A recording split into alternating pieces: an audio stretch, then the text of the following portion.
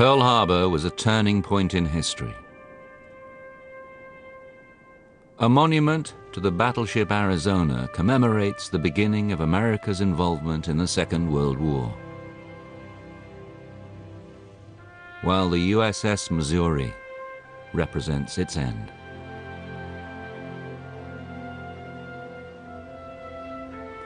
A much smaller memorial consists of two simple circles of stones honoring what many consider to be the single most effective military service in the war against Japan, the submarine force of the United States Navy. The American submarine campaign during the Second World War was the most absolutely decisive victory of that war. The submariners in the Pacific reduced the Japanese Imperial Navy and its merchant fleet to near non-existence.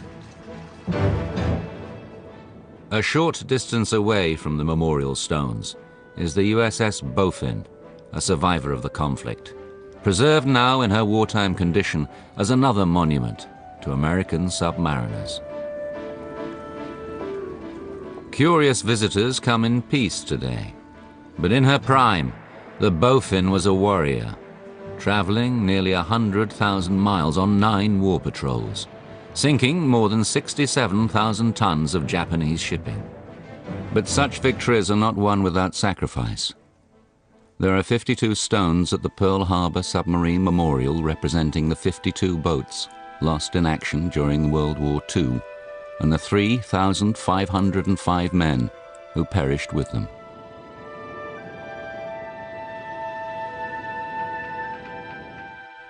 The American submarine force relied on stealth and secrecy. It was vital that enemy ships, once struck, never knew it was a sub that hit them.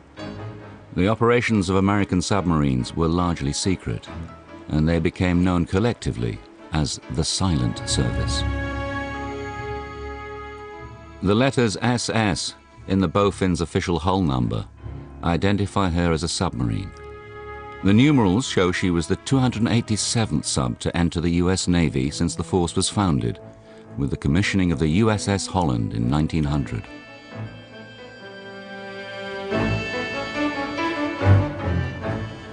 Bowfin and the other boats of her time represented the pinnacle of American submarine technology, which was slow to grow, but luckily peaked just before the Second World War, at the critical moment when it was needed the most.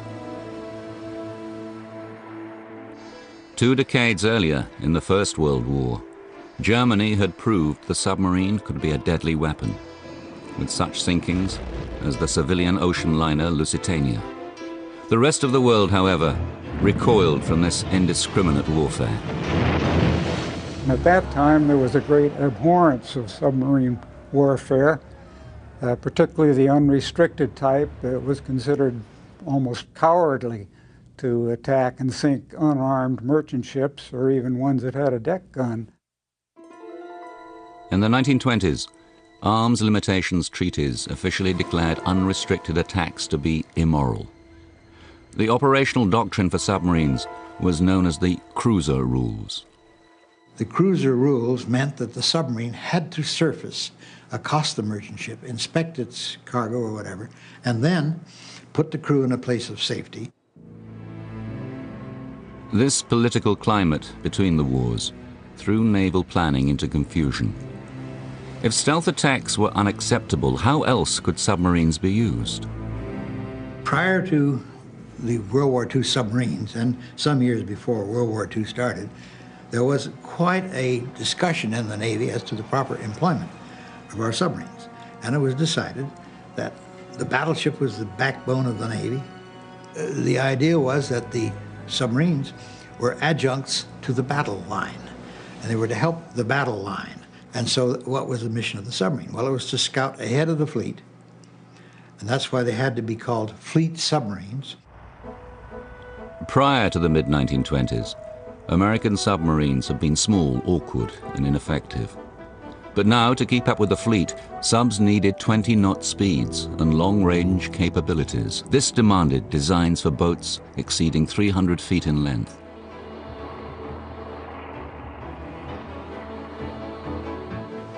At 1,500 tons or more, the boats were double the weight of their predecessors. But there was a weak link. American diesel engines of the 1920s simply didn't measure up. We could not manufacture a diesel that was reliable enough over the long term, which could provide a submarine on the surface with 20 knots plus in order to sustain the pace of a battle fleet. It couldn't be done. But in the early 1930s, the American railway industry was spearheading improvements in diesel technology designed to replace steam power on American trains. A fortunate coincidence for the Navy. Similar engines were ideal for submarines. One of the things you have to remember about submarines is that they have to have two power sources. One for submerged operations, which is all electric, and one for surface operations, and that's the diesel engine. An efficient new arrangement no longer geared diesels directly to the propellers as in earlier subs. Now the engines drove generators full-time, feeding current to electric motors which turned the propellers instead. Large banks of batteries provided the power when the sub was submerged, and the diesels had to be shut down. By the time of 1934, we really had a submarine that had almost all the characteristics of the fleet boat that did serve during the war. And from then on, it was a case of improvement and refinement. Among those refinements were features to make the crew comfortable on long voyages, because the next military opponent facing Navy submarines was undoubtedly Japan. If the Navy's major task was to patrol the Pacific, it needed a submarine that had long sea legs, could accommodate a large crew, could sustain them over time, could provide clean air and good food, and good drinking water. And the design had to be like that. In 1939, plans for the USS Gato were in progress. With war on the horizon, its design became the fixed standard for mass production. The Gato-class subs were 312 feet long and carried a crew of 80. They could make 19 knots on the surface, dive 300 feet, and were equipped for journeys of 10,000 miles or more. The American fleet submarine had come of age. I think they were the best built submarines in the world, barring none. Germans, anybody else, we had the best. Ours were Cadillacs. We all had our own bunk. We had 3 good meals a day, and we had a clean boat. We had a good crew. We had water. Well, we'd take a bath once a week, and they were very reliable and dependable.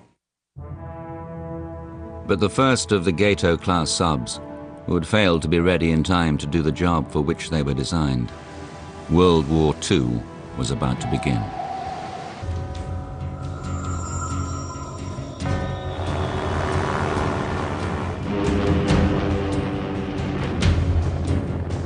When the Japanese attacked Pearl Harbor, battleships and airfields were the prime targets.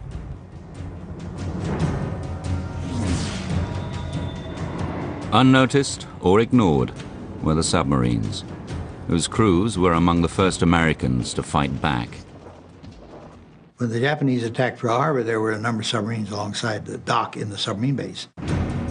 They, of course, immediately went to general quarters, as all the ships did, and they ran up on deck and got their guns and tried to shoot at the airplanes. A remarkable set of photographs offers a seldom-seen view of the attack. The submarine Narwhal, at anchor with the explosive clouds of black smoke rising from mortally wounded battleships in the background. On deck, sailors survey the attack in disbelief. The Union Jack flutters in a breeze on the Narwhal's bow, as a Japanese plane streaks out of the sky toward them. The Narwhal, together with the submarine Tautog and a nearby destroyer, were given group credit for shooting down the first of 29 Japanese planes destroyed in the raid. On this day of infamy, however, their efforts were barely noticed. They didn't do much good because these submarines were not intended to be anti-aircraft ships. They did man their stations and they did well for themselves, and the planes did not attack them, therefore there were no submarines damaged at Pearl Harbor. The submarine Pompano, built in 1937, had been scheduled to arrive at Pearl Harbor from the mainland that very morning. But rough weather had made her 4 hours late. A young officer, Roger Payne, was on board. The message that we got, plain language, was, "This is no drill. Attack on Pearl Harbor. This is no drill." And that was really the only word that we had for quite a while. With cautious war procedures suddenly in place, the Pompano did not reach her destination for another 2 days. It was a very shocking thing indeed to enter Pearl Harbor and to see Battleship Row in a shambles, bodies actually floating in the water still. This was 2 days after the event. The pre-war rules of restraint and political courtesy under which all subs had previously operated were suddenly gone. When the Japanese hit us at Pearl Harbor, that wiped all the rules off the books. We got a piece of paper signed by Admiral Nimitz directing our skipper to use unrestricted submarine warfare, sink ships of any kind whenever he found them. I was cheering. I was emotionally affected by what I saw as the quality of my leadership. At the start of the Second World War, there were only 55 American submarines in the Pacific, split between Pearl Harbor and the Philippines. A number of these were the obsolete S-class boats, built in the early 1920s, and useful for little more than training. The others, like the Pompano, were advanced but developmental fleet subs. The new mass-produced Gato-class boats were yet to be completed. When the USS Gato was commissioned 3 weeks after the attack on Pearl Harbor, it signaled the beginning of a massive building program that would put 221 new fleet submarines into duty before the end of the war. In 1943, the Gato class would be succeeded by the Baleo class subs. Nearly identical in appearance, they were equipped with heavier hulls and called thick skin boats, allowing dives to 400 feet, 100 feet deeper than the thin skins. As America mobilized for war, the unique role of the submarine with its cutting-edge technology attracted the finest of crews. The Pacific Fleet was in shambles, and only the boats of the Silent Service remained to draw the battle lines.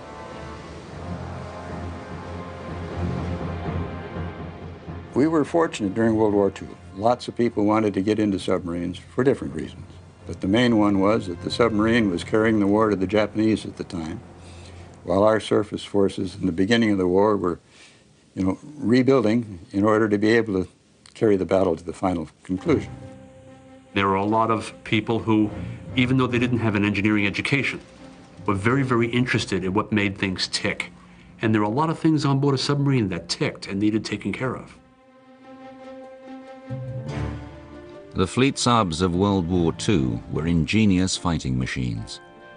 Inside their engine rooms, 4 massive diesels cranked out 5,400 horsepower each, all converted instantly into electricity. In the next compartment was the maneuvering room, where the electric current was switched to drive motors or charge batteries, or any combination of the two. When you operated, normally you'd be on the surface and you would run your engines, but your engines would also keep the battery charged up. Submerged, however, you would discharge the battery, the engine would be stopped. If you ran for 1 hour at high speed, you'd be discharged, or you could go at very slow speed for as long as 48 hours before you're fully discharged. But at that point, you had to recharge your battery. The only way we could do it was to surface a submarine and run the diesel engines. A full battery charge could take up to 8 hours, so the safest time to do it was at night, when the sub was least visible to the enemy. At the very center of the submarine was the control room, containing the valves, gauges, levers and handles to accomplish the dive and surface, the very essence of the sub's existence. We practiced this a lot, and we thought of all sorts of different stratagems to increase our diving speed to the point where the Trigger, which was my first submarine, we got her down to 30 seconds during the war. Immediately above the control room was the conning tower, the part of the boat located inside the superstructure that gave all the World War II subs their distinctive silhouette. Here the course of the boat was directed as she was put into battle. This was home to the helm, the boat's steering wheel, as well as its eyes, the periscopes. High-tech gear was crowded into every corner. Sonar to listen for targets, and radar, installed after the start of the war, for an electronic fix on Japanese vessels. There was even a special torpedo data computer, or TDC, a mechanical calculator that automatically tracked a target and aimed the torpedoes. Those were fired from the 2 torpedo rooms, with 6 tubes forward and 4 tubes aft. They carried a great load of torpedoes. They carried 24 torpedoes. We could reload them quite quickly. So they were the ideal ship for that purpose. I call them ships because I think they indeed should be ships, but they were called boats by everybody. Boats was a leftover from the days when submarines were small and insignificant, demeaned by surface sailors. Now these subs held the key to victory, and the designation boats became a badge of honor. In drawing the noose around enemy shipping, American submariners would encounter enough danger and adventure to make them legendary for years to come.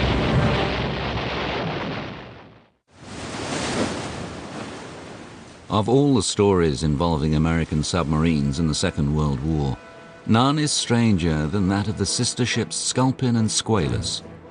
Their tale involves each in a drama concerning the other's survival and destruction. The saga begins in early 1939, at a time when events were leading the world to a war that was still months away.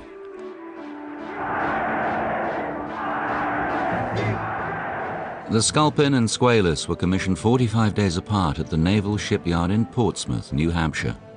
Their designs were virtually identical. They were among just 10 American subs built that year. Still too early for the accelerated construction programs, which the war made essential. On May the 23rd, 1939, the Squalus was on a training run off the northeast US coast near the Isles of Shoals, barely 15 miles out from the Navy Yard in Portsmouth. As she prepared to execute a standard test dive, something went disastrously wrong. On that particular dive, everything went according to plan, but for some mysterious reason which has never been explained, the main induction vent opened, letting a cascade of ocean water into the engine rooms of the submarine. Many people don't realize what the main induction is. It's a huge pipe as big as 36 inches in diameter to take air into the submarine to run the diesel engines. Now, the 4 engines on a submarine have to all run at the same time sometimes, and they all need air at the same time, so that's why you need that big of a pipe. It's a huge pipe. In the control room, attention during the dive was focused on what submariners called the Christmas tree, a panel of red and green lights showing the status of all the openings on the boat, including the main induction. But inside the engine room, a huge column of water was suddenly pouring in through the big pipe. We know it was open because water came in. But we also have testimony from all the people in the control room that that was shut and they saw the green board. They saw the light was green, not red. The sub would sink in a matter of minutes. Water rushing into the engine room killed nearly half the crew immediately. A quick but agonizing death. I just know that they all had enormous pain, enormous, and it ruptured their eardrums immediately and probably blanked most of them out. They were probably unconscious because of the tremendous pressure that hit them that fast. Survivors rushed to close the submarine's watertight doors, isolating the flooded compartments behind secure bulkheads. 33 men found themselves stranded in the forward part of the boat. They were 240 feet below the surface of the icy Atlantic and had no idea how many hours would pass before they would be missed.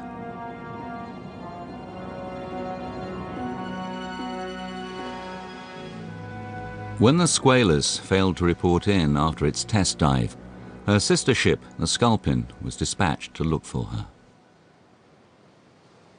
The Sculpin found the Squalus by sighting its emergency rescue buoy, with which all subs were equipped. With Sculpin leading the way, ships, men, and equipment converged on the scene.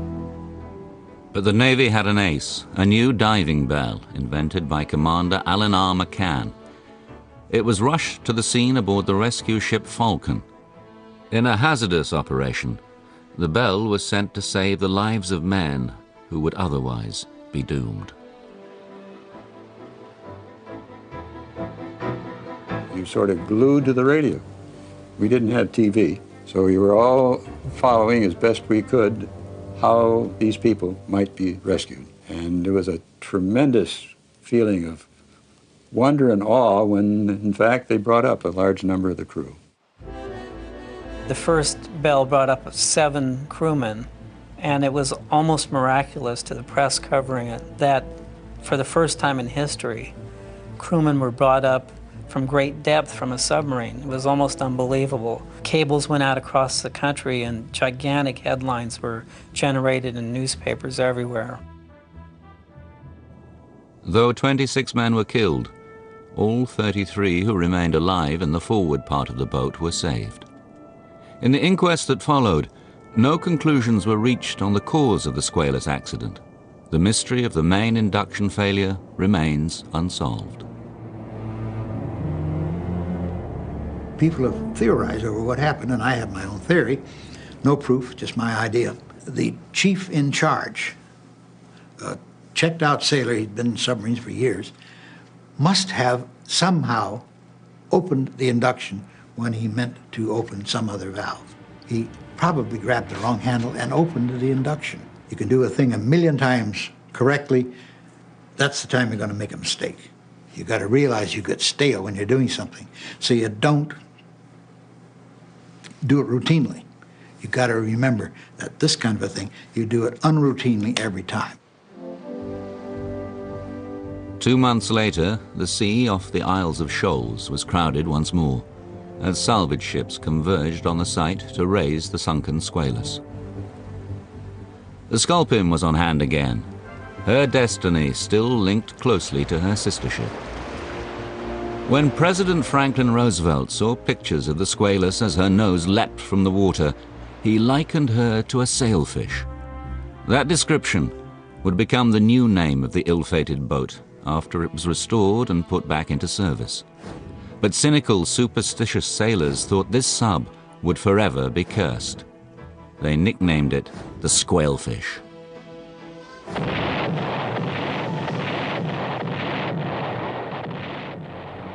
When America entered World War II, so did the Sculpin and the Sailfish. For 2 years, the boats were sent on routine patrols in the Pacific until, in 1943, fate and the Japanese once again reunited the sisters. In November of that year, Captain John P. Cromwell was aboard the Sculpin, coordinating a 3-sub wolf pack near Truk Island, then a major Japanese base.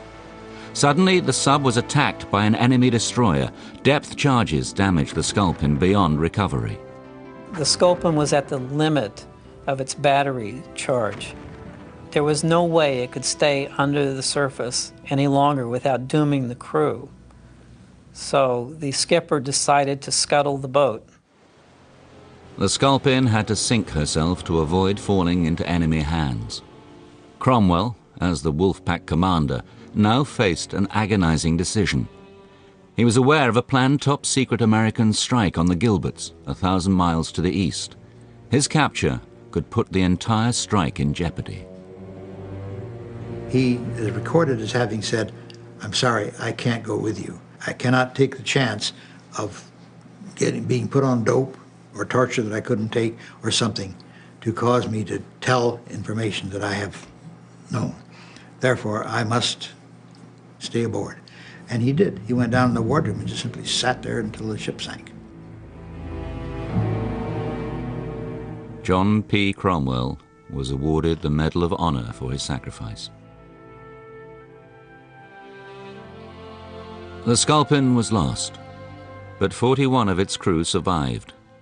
Captured by the enemy, they were put aboard the aircraft carriers Chuyo and Unyo, bound for Japan.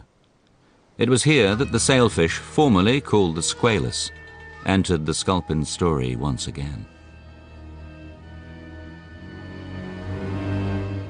The Sculpin prisoners were below decks on the two carriers as they headed into a typhoon off the coast of Japan. It was the same area that the sailfish was assigned to in seeking out enemy vessels. Due to the violent storm, the sub could not actually see its target. Only radar revealed the presence of a large enemy vessel. The sailfish attacked the Choyo and sank it, not realizing that 21 Sculpin prisoners were on board. Among the 21 Sculpin prisoners, only one survived.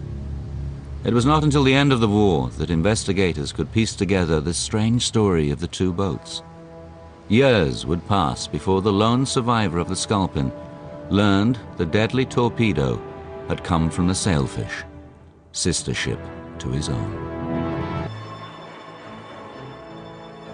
As the United States rushed to put its newest submarines into production at the beginning of the Second World War, the Navy was forced to make the best use of its existing boats as well. Among the 55 subs scattered across the Pacific when the war began were three extraordinary giants: the Argonaut, the Narwhal, and the Nautilus.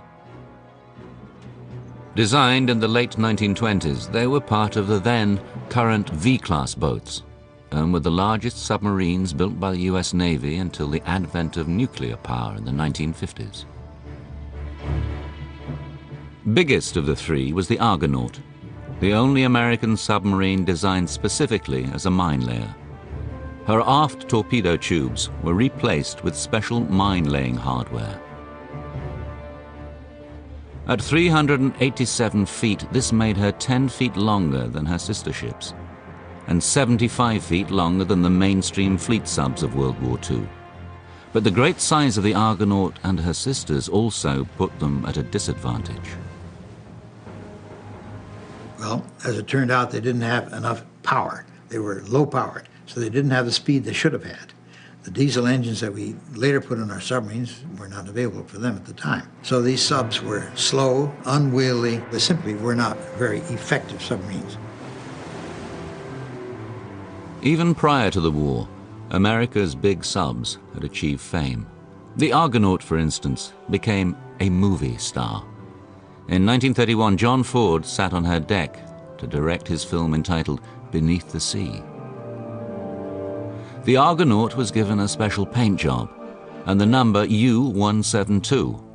The submarine played the movie role of a large German U-boat, which her basic design closely resembled. 4 years later, in 1935, when child actress Shirley Temple visited Pearl Harbor, it was the Argonaut she toured. No lesser sub would do. Of all the three big boats, only the Narwhal, docked at Pearl Harbor, faced the enemy directly on the first day of the war. The Argonaut and Nautilus were on patrol near Midway Island. Although they saw no action on that day, the Nautilus would play a key role in the Battle of Midway 7 months later. The Nautilus was, with a lot of other submarines, was deployed around Midway Island with the idea that some of them would be in place if the Japanese made the landing attack on Midway, which we expected. On June the 4th, 1942, the Nautilus made contact with Japanese warships. After launching an unsuccessful attack, the sub watched the enemy fleet turn north, leaving one destroyer behind to counterattack. This tactic proved a fatal mistake for the Japanese. And after depth charging for a while, the destroyer took off and headed north. It just so happened that Commander McCluskey, an aviator, was out with the dive bombers. He was in charge of this flight, and they had lost contact. They had no idea where the Japanese were. So he saw a destroyer heading north at high speed, and he said, well, why is that guy heading north? There's only one reason I can think of. He wants to rejoin the main force, so we'll follow him. So McCluskey followed the destroyer that had been depth charging the Nautilus, and sure enough, in a short time, there was the Japanese fleet dead ahead. When McCluskey arrived, there was no air cover over these carriers. And he just simply attacked as soon as he could. And they released their bombs, and 2 hit the Akagi, and the others were all hit equally. And so it was the debacle of the Battle of Midway. It happened in 5 minutes. 3 weeks later, the Nautilus again made history. She was sent to a spot near the entrance of Tokyo Bay to bombard the summer palace of Emperor Hirohito. Alone among the submarines, the big boats had the right equipment for the job. They were built with large 6-inch guns, biggest submarine guns we've ever had. And they developed great accuracy with those guns. Danger in the Japanese waters prevented the Nautilus from attempting the surface attack. Instead, she found another target. On June the 26th, 1942, the Nautilus tracked, torpedoed, and sank the Japanese destroyer Yamakaze, an extraordinary event because of this photo. I happen to have been a friend of a man named Ozzie Lynch, who was aboard the Nautilus, and he was a photographic nut of the sort. But he had invented a means of getting pictures to the periscope, which we believed, had been told, was impossible. But Ozzie Lynch, being one of these characters who doesn't believe what he's told, tried it and it worked. This was the first combat photograph taken through the periscope of an American submarine. It was published in Life magazine and was used repeatedly as a morale booster, a rare break from the heavy secrecy of the submarine force. The picture was released 2 months after the fact. Navy censors mentioned neither the submarine's name nor where the photo was taken. One of the things about that picture, which is a little surprising, if you look at the water line, you see that the horizon is at an angle. Not only is the ship sinking, but the water is sinking too. And that is because the people who took the picture and had it developed and put it out for publication, they couldn't let well enough alone. They had to improve it. And if you look at the picture, you see that, hey, come on, guys, that isn't the way it really was. You have to turn the picture to see the way it really ought to be. Despite these successes, the slow speed of the Nautilus, Narwhal, and Argonaut made them better suited to special missions than lone patrols. A young officer named Philip Eckert was on the Argonaut in August of 1942 when just such orders were given. We were told to get out to the Pearl Harbor at best speed, and they had a special mission in the offing for us, and we didn't know what it was. The mission cast the Argonaut and Nautilus as transports for the U.S. Marines. They carried Carlson's raiders to their daring attack on Makin Island, destroying the Japanese garrison in a diversion to the American invasion of Guadalcanal 1,200 miles away. 9 months later, another special mission. The Nautilus, this time with the Narwhal, transported 214 Army scouts to take part in the American operation to drive the Japanese from the Aleutian island of Attu. Philip Eckert had transferred to the Nautilus from the Argonaut prior to the Attu raid. It was while serving aboard his new ship he heard about the loss of his old one. In January 1943, the Argonaut had been sent east of New Guinea near the Solomon Islands. I just feel that the Argonaut was sent into extremely dangerous waters, keeping in mind what her configuration was, namely no after-torpedo tubes. After-torpedo tubes are 25 to 45% of your firepower, and they didn't have them. The Argonaut's aft torpedo tubes had been replaced with the specialized hardware she needed for her original design as a mine layer. Though she performed well in taking Marines to Makin Island, she had never been on a true war patrol, seeking enemy ships to sink. A Japanese destroyer proved her undoing. They depth charged him, and the Argonaut is reported, by the Japanese actually, to have surfaced. Their bow came out of water at a sharp angle. The destroyers close aboard pumped it full of shells, and she sank. Her stone at the Pearl Harbor Memorial records a loss deeply felt amongst submariners. The Argonaut, as big as she was, carried more crew than any other American sub. 106 men died when she went down, the single greatest submarine loss of World War II. By mid-1944, the war was going well for the American Navy. Preparations were being made to retake the islands of Guam, Saipan, and Tinian in the Marianas. 1,000 miles to the west of those islands, submarines were sent to patrol the San Bernardino Straits in the Philippines. There they hoped to sight the Japanese Mobile Force, a fleet of ships expected to oppose the American offensive. Locating the enemy was essential. And the Japanese forces came through San Bernardino Straits. There was a long way to go to make an engagement with the American forces. For several days they were unsighted. Nobody knew where they were. Zeke Zelmer was an officer aboard the USS Kavala, a new submarine on its very first war patrol.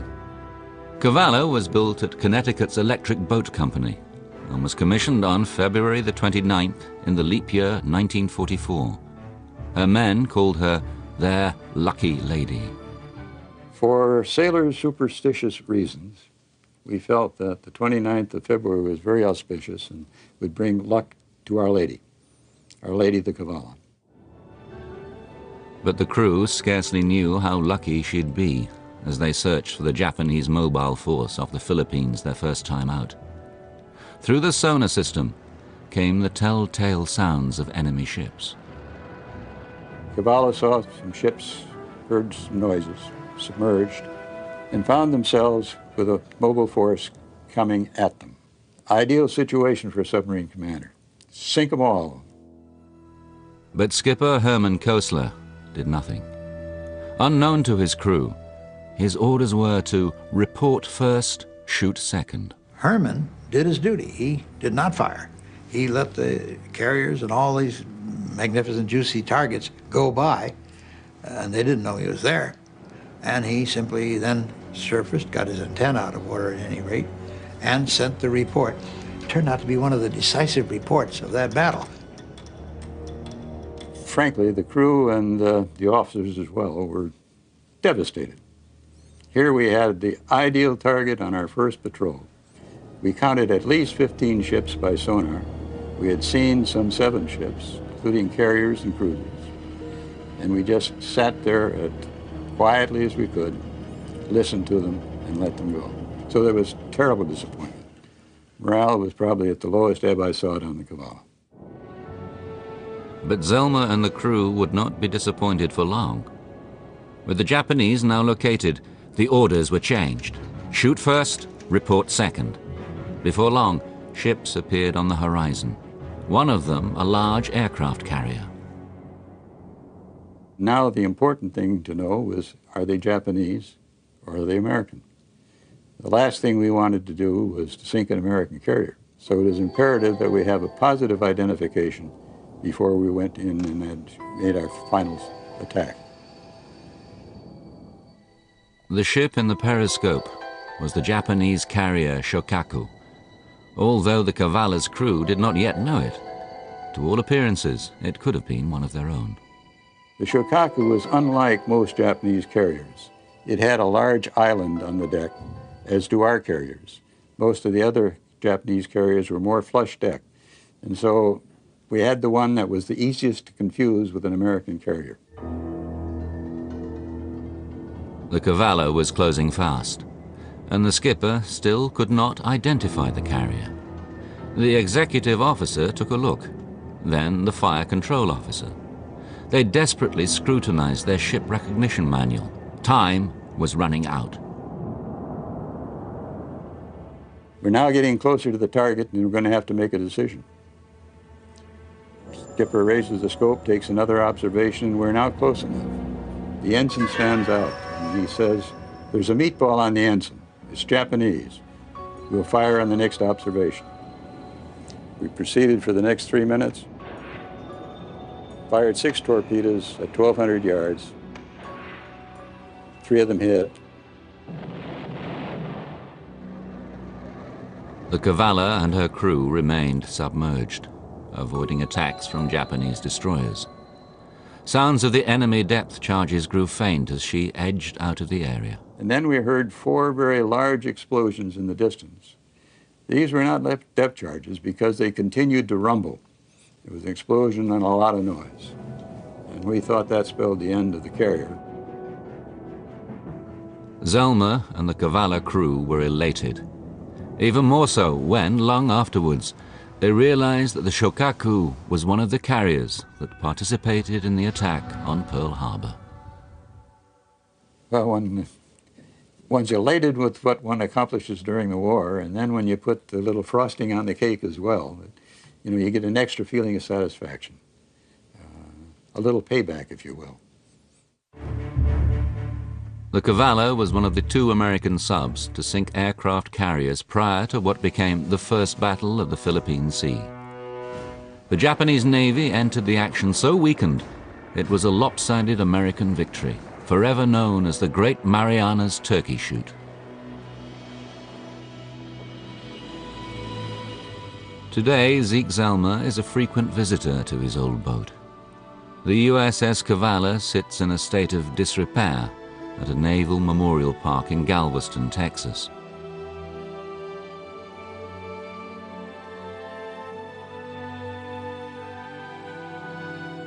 One of 15 wartime subs still surviving, there are plans to restore her to the condition in which she served so well. As for the boats that succumbed in battle, the memorial at Pearl Harbor reminds us that submariners never consider them lost. The submarine way of saying that a submarine is lost is that she's on eternal patrol. This means that she's down there with her crew on board, and they're serving their country and will forever. They can't do anything else. Their lives are ended, submarines are wrecked, but they're serving their country.